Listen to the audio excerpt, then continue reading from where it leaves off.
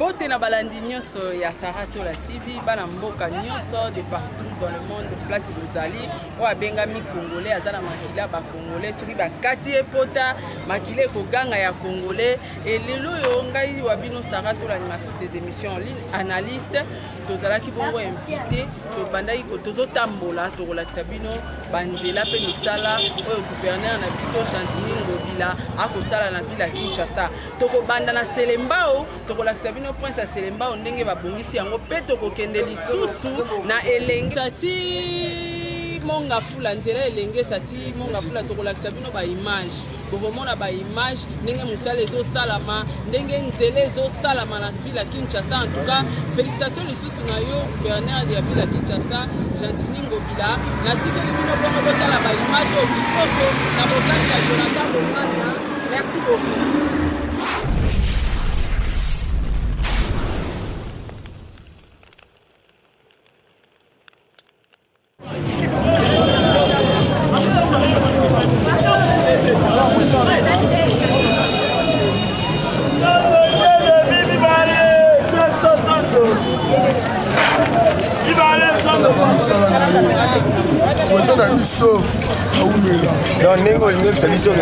Misala au gouverneur Chantini wasala kodo ezo kende bien kalaté déjà beaucoup raison ya musala esilaki ko baso ngo okuda bakamera na kati ngo okuda bakamera na kati ekula bato kutaka ba 2 ba 3 ba 4 ba 5 pour la guerre après ce petit biso d'abord avantage ba bon de ta boye Chantini Ngobila aumela merci Fatibeto merci bwana bomoni ala mwana mboka ndeko na biso pe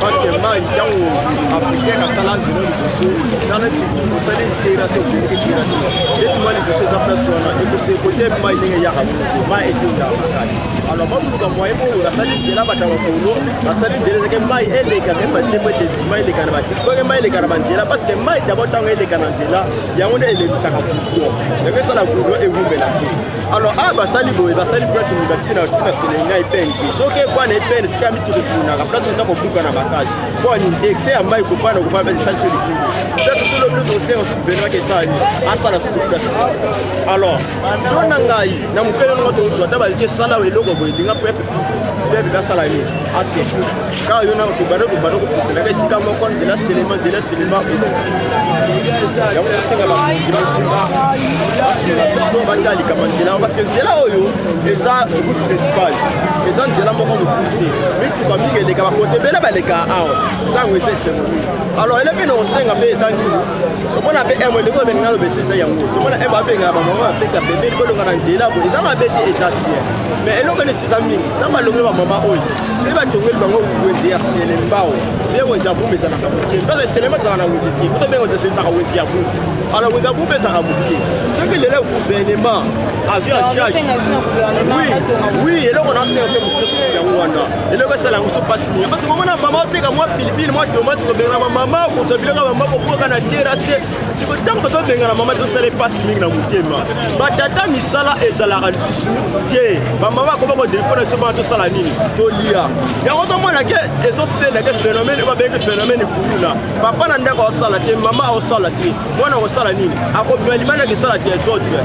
lorsque papa o sala mama o sala mwana zana kujetie ya ko sala te autres na libanda et ça na bande bele bazana mayele baza posa kota mais papa ra ba possibilité ezaki mais tango non to lo ba de mama non non lo ba mais tango oh to lo ba yaka Non mais c'est belle. 24 novembre et ça le nini comment que le gouverneur Chantini Mbaka sous l'impulsion du chef de l'État bazo sala musala pour quand même tout le monde ba mouillage ba difficulté ya kotambola o et ça le on ça m'a vraiment plaisir parce que c'est l'autre militant mulayi ne okami fort na ba transport moi là je suis dans Selembao transport et donc difficulté vraiment même chose moto 4 boye pena moi kuta kobima boye embouteillage donc mituka koma osuka sozi bandalti esuka na landwa bamoto koma osuka na land donc omona tokoma okota suforme kaka 4 mais tosepeli pena parce que nde babongisa biso prince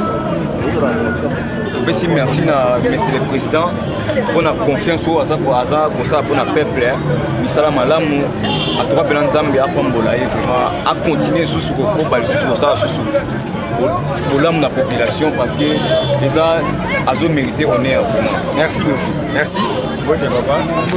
Papa tosepeli parce que yo ozali papa kotala yo boye ovandi na mboka oyo umeli ntango ozomona lelo mwa koréhabilite nzela oyo esali yo ndenge nini mpo oza usager ya banzela oyo tokotami babelge baza nanu somani bazokarteteni banzela babelge basala esuti lelo eza kaka ngana moni eti nzela oyo basali oyo boye eza modele babelge baosala kala mpo soki na kalina kuna na gombe aveni valeke okomona banzela modele oyo ezala mboka mpo ebonga mpo banzela ezala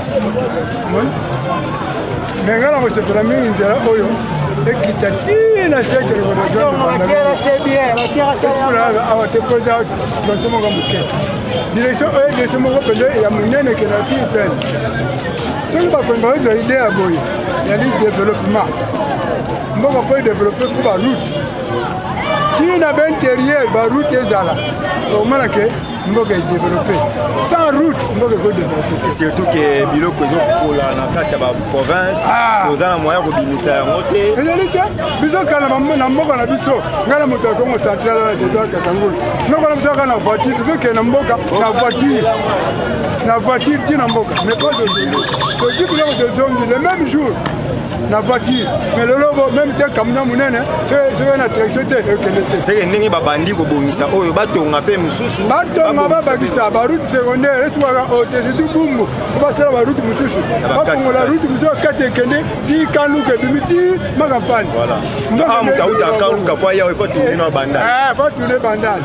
donc nasepeli mingi na initiative président de république azwi mais esikwaka na nzelo te bafongola bandela mosusu na bumu na bakati basayo babima midi tout ça va devenir bima wana nde développement nasepeli mingi mosala malamu ozosala tekandapapambola bino. Merci papa tozotambola papa mama mbote na yo yoko vandi naza mwana komi ya awa na quartier film don nasirkule makala naza na katikati ozosepela na papa Fachi antuka merci mingi etake mwana mboka na ndenge asaleli biso prince ya Selema una prince elengesa surtout nana elengesa esuka na nzela te esila ntina suka ekoma ntina bypass mpona elengesa na tozosepela makasi mpo toyebi ke elengesa nde eza na population tozowuta bande elengesa ti Selembao makolo tozoniokwama elengesa Selembao eza trajet monene asala effort akikela biso mwa nzela ya kati banda Selembao elengesa mwa nzela moko esalema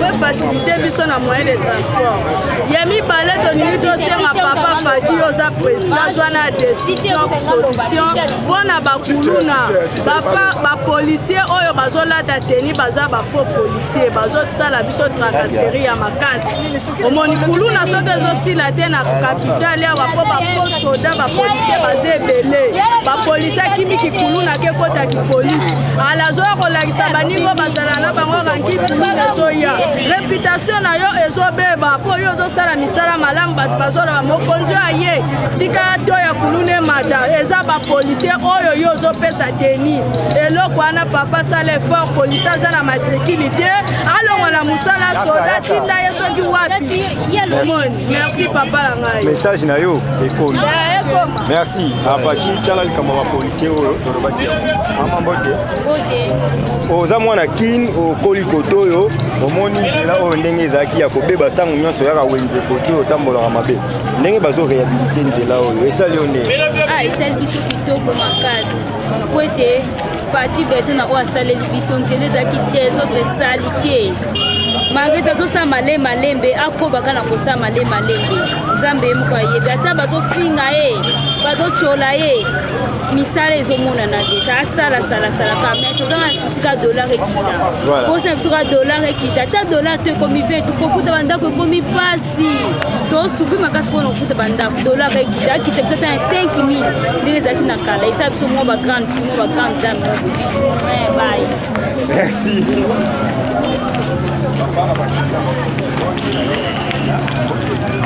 Kasi na makanisi ya chef de l'État na bokasi pe ya gouverneur Gentili tomoni babongiseli bino nzela oyo réaction na yo eza nini mpe okosenga nini?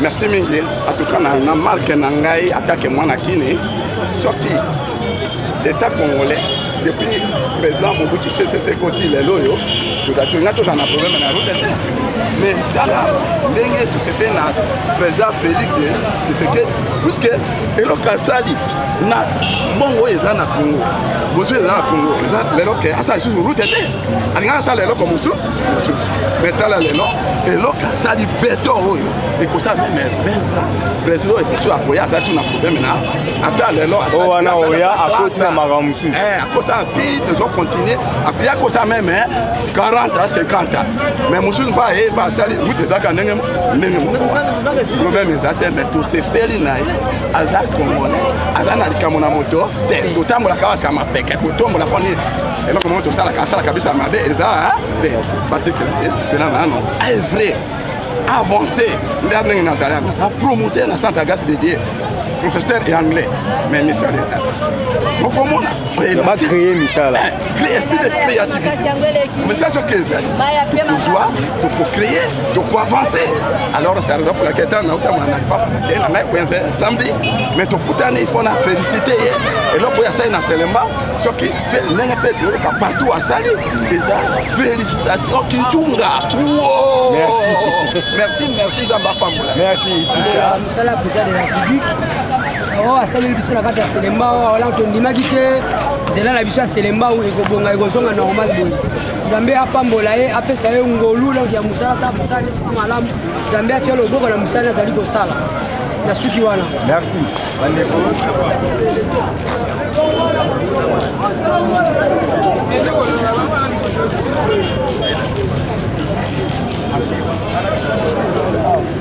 adodeni poto mpe tominima badute o bakanga biso teke chauffeur wana bomaki chauffeur wana salaki boye badodani na bakilenage bapale soleil wana po ezali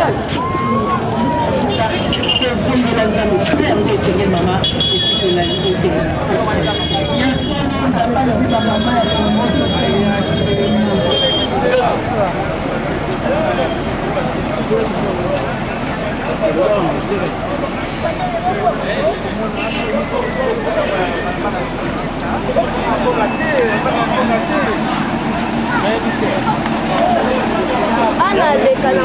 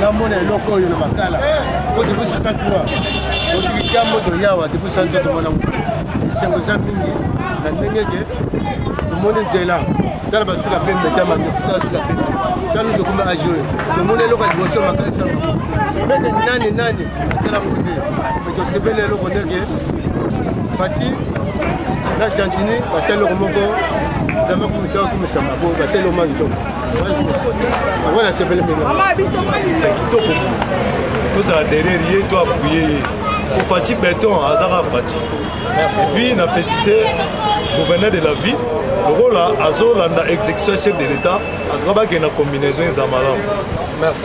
Merci beaucoup papa.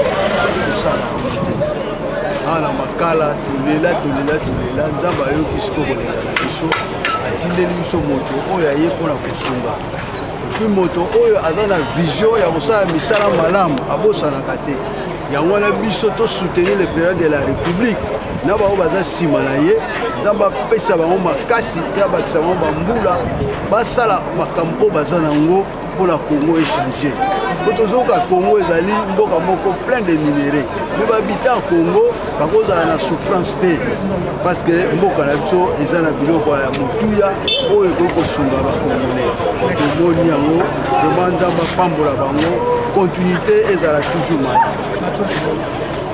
C'est vraiment elenge ça. Banda Congo et banda tika papa toi na esengo moko maman na esengo. Fati Béton place azali vraiment Zambia pambolé vraiment. Toi na posa vraiment Zambia pambolé vraiment a pambolé vraiment. Toi na posa vraiment banda FCC Batika Béton Kimia a travaillé vraiment. Batika Kimia a travaillé. Voilà. Non, mais le gouverneur qui a ça pour mater y le gouverneur actuel à côté de l'action. Moi le sors na Chantini Ngobila parce que tout ça n'a rien à rimer à ma baie. Mais tout le monde pour le moment c'est ma président. Togo boya été, toi c'est ma Chantini Ngobila. Le col a commis si ma président Fati Béton, il se peut soutenir. Donc, il n'est pas commis Béton. A commis Béton. Voilà. Fati Béton, Ngobila Béton. Voilà. Merci beaucoup. Merci beaucoup.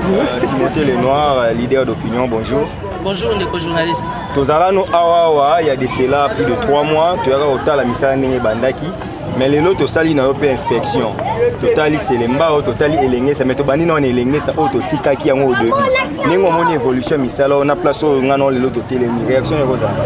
Non, en fait, moi je reste dans un respect des principaux et clairs. Ça veut dire que pendant le confinement, on a pris des risques. Ngaye longue na bino presse de la manière que to kita awan Elenge ça.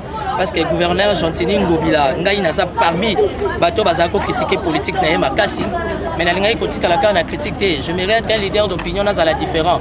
Na sali rapprochement pendant le confinement to kitaka to monagi nzele zaki dans les oubliettes. Le lot il y a après 3-4 mois, il y a déjà sur 6 km, il y a déjà un demi-kilomètre déjà. Et c'est Salami donc pratiquement 2 km. Ça veut dire que tu as 4 km, ça veut dire au Bandi, Bandam, Wenza Mariano, Okendobimati, après Samonga Fula. Ça veut dire que Elenges aujourd'hui, tu as Kassavubu, tu as Kalamu, tu as Ngirigiri, tu as Selembao, tu as Bumbu, tu as Monga Fula. Et percé 6 avenues et 6 communes. Donc, Lélo, nous avons commenté aussi à constat parce que Nayaki Nabino, awa tonyataki ma banga, mais Lélo, tonyati makadam, et puis tomoni ba ouais ça transport, tomoni ba taxi ça transport, tomoni ba taxi bus ça transport. D'ailleurs, au moment du chantier, ils ont continué et comme d'habitude, Nayenga Imogote, n'a se fait représenter dans le cabinet du gouverneur, le cabinet gouverneur pour lobby gouverneur Ngobila Morazalaki, na boya qui sangana comme les noirs abattent na Simagou. Moi je me suis organisé à ma manière étant leader d'opinion. Natala no makelele au gouverneur à Tchagi na TV si réellement Misalamou est salami. Et je peux dire gloire à Dieu le long na bino to yawa to moni que ça to nyataki mabanga. Ah to ça likola makadam ça veut dire qu'avancer ça. Mais ouais ça cadeau empoisonné il va parler la bataille il est bien que parce que on a déjà on veut le problème là inondation. Non, en fait, ils ont chantier. Ils ont des travaux, ils ont des bandits. Pour moi, déjà, ce que tu as dit, les bandits, ils vont faire des caniveaux. Ça veut dire que les caniveaux, aux hommes, on a coûté. Donc, moi, tout ça là, moi, on sent l'émission, interview bien que pour parce que tout ça vraiment en plein chantier. Donc, pour ça, là, tout ça, façon de dire que les actes cadeaux empoisonnés. A-t-il construit au Moniango, matériel et ça. La boîte de l'autre comme un procès Ngobila. Dès les années procès, ça fait. Ça y est, il a fait donc c'est lancé par le non par le lancé par le gouvernement. Et on les agrès agrégés. Pour ceux qui les agrès dans Fachi Béton, ça veut dire que tout est ça là-bas. Mais le plus important, c'est que les salaki du solo, on va encore qui d'autres là, ça veut dire que Tata Moura auto ça l'interview, alors bien vendu depuis 1959. Première fois mon là. Ça veut dire que dans ça la propagande, félicitations à chef de l'État et plus particulièrement félicitations à Gentini Ngobila parce que ça c'est la bonne volonté. Oyo Ngobila a remplacé ça là qui 12 ans. Bambongo oyo elenge sangana za une assemblée provinciale et puis plus de 6 fois. La comprendre était miracle ni Ngobila sali même pas dans 2 ans à ça déjà nzelo. C'est pour dire que Kinshasa c'est pas seulement la Bombe mais elenge ça traverse 6 communes. Donc félicitations au gouverneur Ngobila. Et ça campagne et ça propagande mais na yena bino poto constater que réussite ça et puis misala les osala. Mais on zo sunga été pourtant yo zo tikanga to c'est bon nzela. Mais na king azo kokate ba fulu alongoli yango te bokitika bibuta mamwebele ya kokia yango te pe remaniement ya gouvernorat. Monter que yemoka comprendre les ministres ne ba ça elo. Bon, Kinshasa za monene matière ya fulu misala les osalama, il y a toute une régie ba benga gaski et puis il y a toute une coordination ba benga kin bopeto histoire toujours de renforcer dans les cadres de l'assainissement. Mais yozo baga matiti ba olongolate. Mais le long na boulevard du 30 juin point 6 point au kwa ngubo lokoti. Hein? Moi je t'invite au ya kozala dispo dans les 48 heures à Beninga donc nous ça l'émission na boulevard na Butu. Et pour votre information Willeri ba travaux et bandi bobenga yango nini poids lourd ba travaux et bandi 24 heures ezala toujours molili est-ce que bazo kidnapper ba maman na bana et zo bana déjà ba travaux ça veut dire que nous allons fêter la bonne année avec l'éclairage public, avec l'assainissement, surtout que 2021, nous allons vivre léger à francophonie, dont le gouverneur Ngobila qui est un sérieux problème à rétrocession. Le gouverneur Ngobila, par rapport à la politique, le gouverneur Ngobila, pour moi, c'est une prise de conscience, malgré les moyens. Il accompagne la politique ou encore il accompagne les Kinois. On compare toujours Luala Bana Kinshasa. Luala Bazan a avantage parce qu'il y a des redevance minière. Il y a un Richard Mouyej Manguez et Zoratété. Parce que tant que minerai est kami, redevance wana, ils ont permettre la province à avancer. Ah, on a inséré pour nous foot à la taxe et l'impôt. Déjà, Cambon, ils ont compté bien, il faut qu'on se le dise. Parce que les contribuables, ils ont foot à terre. Et puis d'aider le gouvernement central à sortir de la rétrocession. Donc quand Ngobila ne reçoit pas sa rétrocession, ce qui veut dire que le bourgmestre et le ministère provincial de Kinshasa ne peuvent pas bien fonctionner par manque de moyens. Pour votre information, tout dans les 24 bourgmestres, bourgmestre Morota Zouaka Mbongo, il y a des messa, il y a des cabines, il y a des hôtels de ville. Les hôtels de ville, le gouverneur Ngobila, c'est le seul gouverneur. Évidemment, qu'on est André Kimbuta. Pour André Kimbuta, nous avons un Mbongo et une commune. Mais Ngobila, depuis qu'il est là, nous avons un Mbongo et une commune. Mon côté, il y a une caisse hôtel de ville, c'est faux. Côté pour la top 10, il y a un sondage, il y a un gouverneur à Zate. Tout le monde sondage, le gouverneur a les 10 meilleurs gouverneurs au Congo et à Zate. De toutes les façons, nous sommes en démocratie. Quand on fait les top 10, c'est par rapport à quoi? Parce que Bisson est leader d'opinion qui est à terrain. Toi, tu es journaliste d'investigation. Au Botami, au Colina Kisasa. Aux hommes, on a que moi avancé ça. Parce qu'il faut qu'on se le dise, il y a un problème de moyens. Je ne suis pas porte-parole d'Ngobila. Pour preuve, à salir remaniement, gouvernement, il y a cabinet Combo Langezate. Je suis leader d'opinion. Je préfère faire les choses avec vous, la presse. Pour bien pour accompagner la République. Les lots Fachi Béton font comprendre que le chef de l'État, son collaborateur, c'est Ngobila. Parce qu'avec les faibles moyens, mais le gouverneur Ngobila, alors ça est nécessaire. Pour le réseau à Minda, oui, les réseaux à Minda, 24 réseaux à Minda, on a invité nous à 48 heures, on a boulevard, on sommes à Shawama, à boulevard, on peut y s'attendre, total à ce rôle. Ça veut dire quelque part il y a un certain niveau élevé à volonté, restons rationnels, chantier à Robo, on a mis tout cas, trafic et zone, ça veut dire que qui ça le ezali. Merci beaucoup, mon ami Timothée Lenoir, aux leader d'opinion. Tu es vraiment na combat dans des qui a dénoncé ma ville province de Kinshasa, Bokanga Kiawa, ne quoi qui mouta tiki vraiment badé c'est ebele na kati ya ville province ya Kinshasa mais lelo oyo okoki koyebisa bato bazotala biso un peu de partout na moyen nini oyo mwana mboka Gentini Ngobila Mbaka azali kosala misala oyo nyonso parce que jusqu'à présent obe ata recette moko te ya commune ekotisaka non je vais être clair je ne suis pas de l'hôtel de ville mais je suis un expert il y a ville à Kinshasa naye kopesa bino information pour vérifier sur les 24 bourgmestres Mogotaïra na mbongo na hôtel de ville mais misé ezosala mandenge nini soki misé ezosala c'est parce que le gouverneur c'est un manager. Ce qui est bien en politique, quand vous avez un chef qui est manager, parce qu'un manager, il a 1000 mécanismes pour créer des ressources. C'est vrai qu'au niveau de la DGK, il y a un problème de faillite parce que les contribuables sont belés au foot. Il y a beaucoup de foot. N'oubliez pas que le gouvernement français de Kinshasa a sapé en partenariat dans les organismes nationaux tout comme internationaux. Et malgré les multiples charges du gouvernement central, moi, Hermoga, attention à la. Mais nous demandons une attention tout à fait particulière parce que la ville de Kinshasa est sa capitale. À l'époque de la francophonie, Matata Pogno a payé qui vit à Kinshasa $10 millions pour l'assainissement. À partir de janvier 2021, toujours bandabagé à francophonie. On va recevoir plus de 15 nations. Pourquoi le gouvernement central? Pourquoi nos partenaires, la Banque mondiale, l'FMI, parce qu'on peut s'amoyenner la ville à Kinshasa dans le cadre de partenariat. Donc aujourd'hui, ce que moi j'ai réalisé, et ça les Cambodgiens n'a répété. Ngobila sali cabinet il y a 3 jours comme Bolangezati. On a la poste. Non la poste était.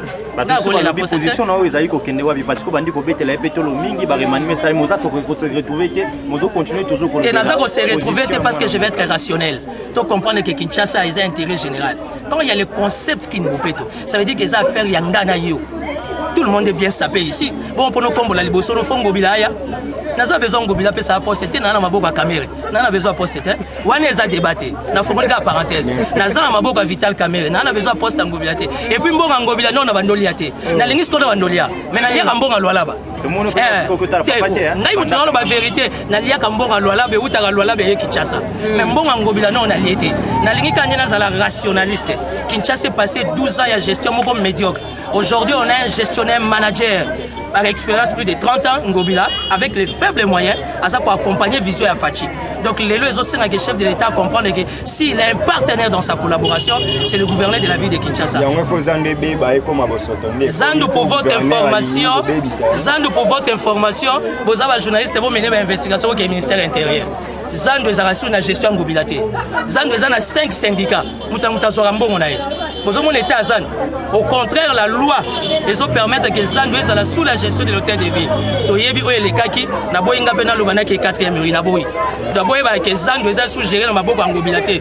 Tozo senga la chef de l'État par rapport à cette opportunité de comprendre que le marché central c'est une grande administration. Il faut zonger la gestion de l'hôtel de ville et permettre à l'hôtel de ville à canaliser recettes pour l'intérêt avec. Assoue comme la gestion anani bino de journaliste faut boyer bisanga. Pour moi son na lobby na ke 4e mur na boyi. Merci. Merci tous papa Tom Mwanza. Bonjour. Toza no pe awa mais siko yo to ke no ebelete. Yo za na hôtel de ville. Hôtel de ville par na bino ezani na mambo po tozo mona mingi gouverneur yemo ko za na avant plan. Mais siko bino pe boza tibosa.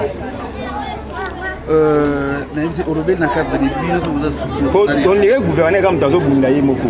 Bino DGK ba ya kwa na bino te bolela mbongo ezate raski mbongo ezate bino ka mbongo ezala ti on dirait gouverneur doit ça d'effort. Parce que bino boy c'est sur vérité pour le gouvernement provincial à Kinshasa. Bana Kinshasa na pesa ki mandat na bango na donc na suka ya mandat Gentini Ngobila Mbaka ne to kosala bilan par rapport ya mandat au bana Kinshasa ba bisaki. Donc on moni yemo kaza ko fouiller au plein c'est vrai. Biso nous a cessé mais d'abord na premier plan yemo côté le visionnaire Gentini Ngobila présent. Mais ça là oyo projet ça il y a combien de mois pour que y passe. Bon, au moni na vision Kinshasa pour péter au ya gouvernement. Baki on va banzela pour modernisation. Banena na route ko ya elingesa ko etikala jamais kozala banda Kongo ezala mbala liposo bato ngazela 60 ans voilà donc kepesu na veli ki quit mbala liposo bana na lemba eke okende tina komi na banda et durée nango c'est vrai au moni touti ko bimana na covid et ça là que na monde entier crise économique ezala moni ndenge ndekule noir auti ko malgré crise ko wana Gentini Ngobila comme un grand manager. À Telaki, dans le place où on a été à ce moment moyen où on a été mais ni peut-être d'ici fin de l'année, on va être avant que mandat nesi là batravaux oyo nyonso alancé aussi. Pardon, raison reproché mpe bino bolongwe na Kinshasa bopete bokomi na bacommune ekomi o semaine o commune moko semaine o commune alors que Kinshasa bopete ekufi te Kinshasa bopeto eza concept yango ezosangisa nyonso c'est-à-dire soki okei na bacommune omona bakomi par exemple Matete bopeto commune tel bopeto donc eza kaka basous-branche ya Kinshasa bopeto oyo otosukisa ndeko toms baza kosala bacritique mwa mingi baanalyste politique bazoleka na batelévision balobi mwana mboka ngobila azali kosambrie ye moko azoyeba te comment gérer la ville province ya Kinshasa abani na kini bopeto akei na kombola boulevard akei lelo na bantonga banzela en fait alingi nini concrètement mpona ville ya Kinshasa soki osangisi nyonso wana sukola magasin kitambo sukola lemba sukola oyo ezozonga kaka na Kinshasa nyonso. Alors je crois que nous avons clôturé. Nous avons une question sur la gestion de Zando, nous avons une des continuités à Sali Bouche-Beu, à Boïkoloba. Ok, maintenant il y a eu quelques temps une certaine polémique entre VPM intérieur pour la gestion de la ligne. Où ensemble nous? Une polémique. Les